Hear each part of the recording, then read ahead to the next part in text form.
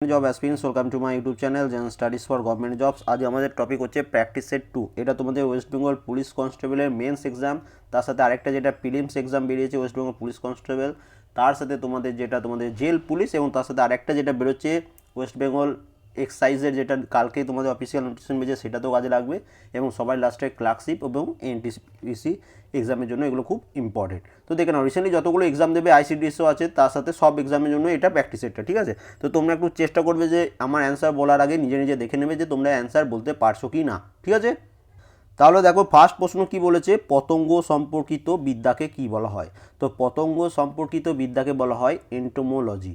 তার সাথে দেখো যে অপশনটা রয়েছে ইথোলজি। ইথোলজি কি না, স্টাডি অফ অ্যানিম্যাল বিহেভিয়ার, মানে হচ্ছে অ্যানিম্যালদের যে বিহেভিয়ার সেটার স্টাডিটাকে বলা হয় ইথোলজি। এবং অপশন সিতে রয়েছে দেখো এটিমোলজি। এটিমোলজি কি, study of history of the word, মানে যে কোনো হিস্ট্রিক্যাল ওয়ার্ড যেগুলো মানে পাঠোদ্ধার হচ্ছে মনে করো, সেই ওয়ার্ডগুলো স্টাডিকে বলা হচ্ছে তোমার এটোমোলজি। নেক্সট প্রশ্ন, ইন্ডিয়ান ইনস্টিটিউট অফ পেট্রোলিয়াম কোথায় অবস্থিত? তো ইন্ডিয়ান ইনস্টিটিউট অফ পেট্রোলিয়াম এটি অবস্থিত হচ্ছে দেহরাদুনে। বেদুইন কোন লেখকের ছদ্মনাম? তো বেদুইন হচ্ছে অপশন বি, দেবেশচন্দ্র রায়ের ছদ্মনাম। তালিকোট যুদ্ধ কত সালে সংঘটিত হয়েছিল? তো তালিকোট যুদ্ধ সংঘটিত হয়েছিল 1565 খ্রিস্টাব্দে। অপশন ডি হচ্ছে এখানে অ্যান্সার। এবং তার সাথে মনে রাখবে 1192 সালে তরাইনের প্রথম যুদ্ধ হয়েছিল।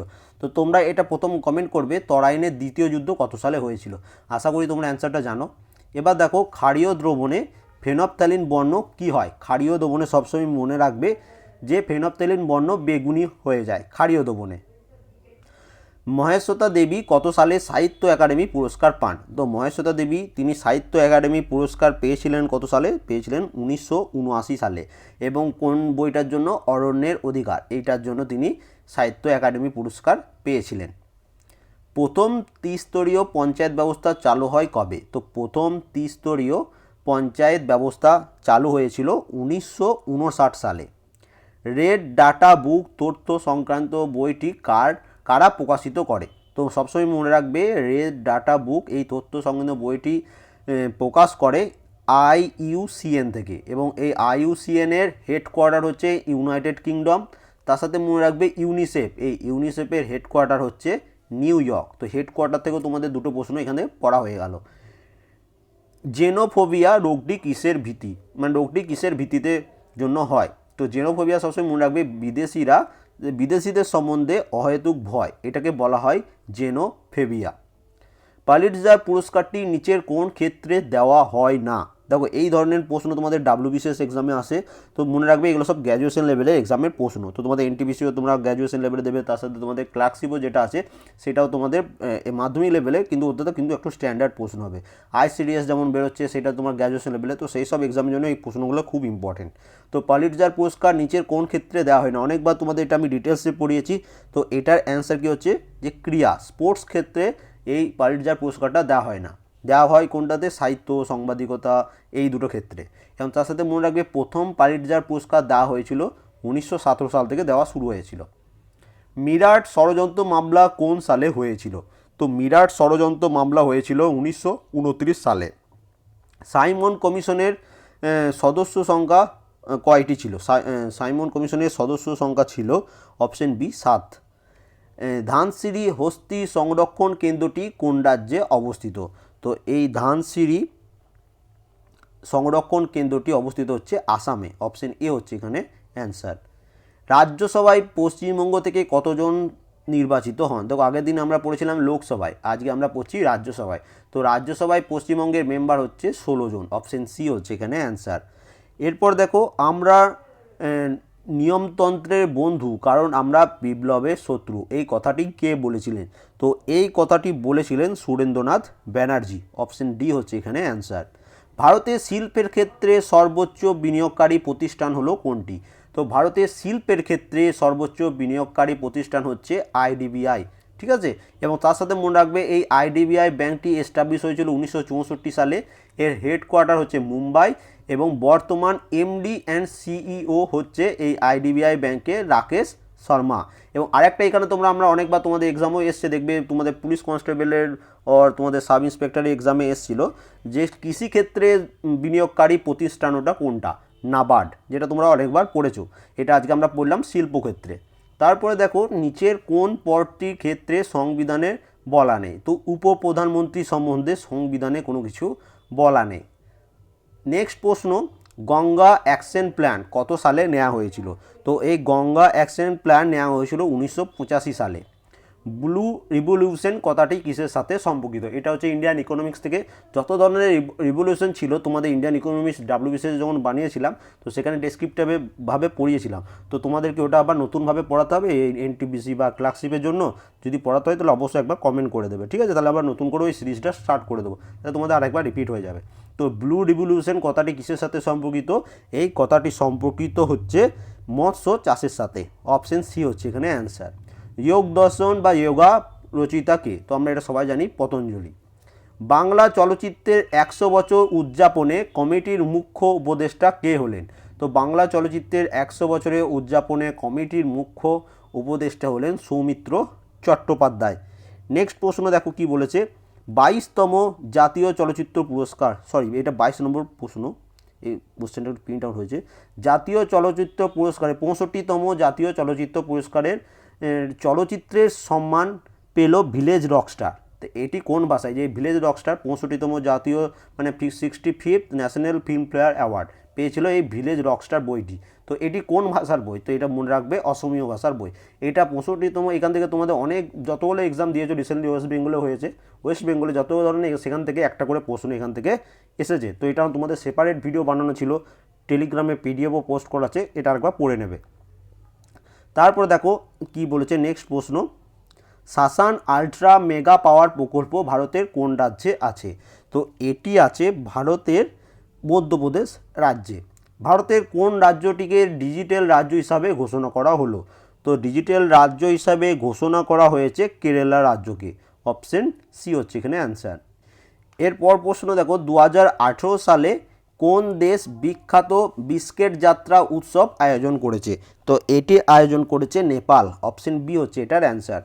কোন দিনটি বিশ্ব ক্রীড়া দিবস ওয়ার্ল্ড স্পোর্টস ডে হিসাবে পালন করা হয়, এটা তোমাদের অনেকবার রিপিট করেছি, এটা অ্যান্সার হচ্ছে কি 29শে আগস্ট, এটা এতদিন তোমাদের মুখস্থ হয়ে যাওয়ার কথা।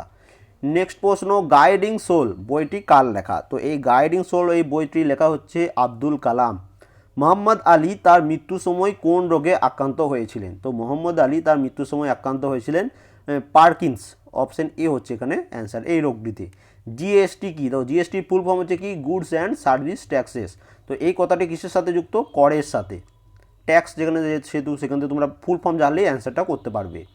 মুরুমসলিদাম ভারতের কোন রাজ্যে আছে, তো এই মুরুমসলিদাম ভারতের ছত্তিশগড় রাজ্যে আছে। অপশন সি হচ্ছে এখানে অ্যান্সার। বিশ্ব নিউমোনিয়া দিবস বা ওয়ার্ল্ড নিউমোনিয়া ডে কবে পালন করা হয়, তো এটি পালন করা হয় প্রত্যেক বছর 12ই নভেম্বর। অপশন বি হচ্ছে এটার অ্যান্সার। মনোহর আইচ কোন ক্ষেত্রের সঙ্গে যুক্ত, দেখো তোমাদের বলেছিলাম যে কোন প্লেয়ার কোন ফিল্ডের সাথে যুক্ত, এখান থেকেও তোমাদের একটা করে প্রশ্ন আসবে, তো সব মিক্স করে প্রশ্ন বানানো, তো এটা অ্যান্সার কী হচ্ছে বডি বিল্ডিং। মনোহর আইচ বডি বিল্ডিং ক্ষেত্রের সাথে যুক্ত। কোন রাজ্যে প্রথম পতঙ্গ জাদুঘর, ঠিক আছে, ইনসেক্ট মিউজিয়াম চালু হলো, তো এটি চালু হয়েছে তামিলনাড়ুতে। অপশন এ হচ্ছে এটার অ্যান্সার। এপিজে আব্দুল কালাম দ্বীপটি কোথায় অবস্থিত, তো এপিজে আব্দুল কালাম দ্বীপটি অবস্থিত হচ্ছে উড়িষ্যা রাজ্যে।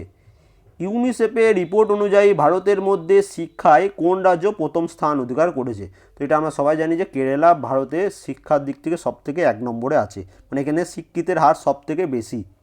রাজ্যসভায় সদস্যদের মেয়াদকাল কত বছরে, যে রাজ্যসভায় যে মেম্বারদের হয় তাদের স্থায়িত্ব কতকাল করে, তো তাদের স্থায়িত্ব সবসময় মনে রাখবে 6 বছর, এবং লোকসভায় কত, লোকসভায় 5 বছর, তো এই দুটোর মধ্যে কিন্তু কনফিউজ হয়ে যাবে না, রাজ্যসভায় 6 বছর, লোকসভায় 5 বছর।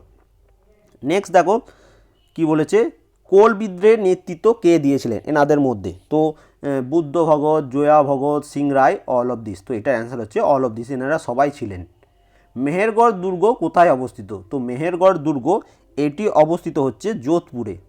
পশ্চিমবঙ্গের বাঁকুড়া জেলায় কোন ধরনের মৃত্তিকা দেখা যায়, পশ্চিমবঙ্গের বাঁকুড়া জেলায় যে মৃত্তিকা দেখা যায় সেটা হচ্ছে ল্যাটেরাইট মৃত্তিকা। কর্কটক্রান্তি রেখা নিচের কোন রাজ্যটির ওপর বিস্তৃত নয়, এটা তোমাদের এই বছর WBCS এক্সামের প্রিলিমস এক্সামে এসেছিলো। তো এটার অ্যান্সার অপশন, আমি অপশানগুলো একটু চেঞ্জ করেছি। তো এটার অ্যান্সার কী হচ্ছে, উড়িষ্যা রাজ্যের উপর দিয়ে বিস্তৃত নয়। অযোধ্যা শহরটি কোন নদীর তীরে অবস্থিত? তো অযোধ্যা শহরটি অবস্থিত হচ্ছে সরয়ু নদীর তীরে অবস্থিত।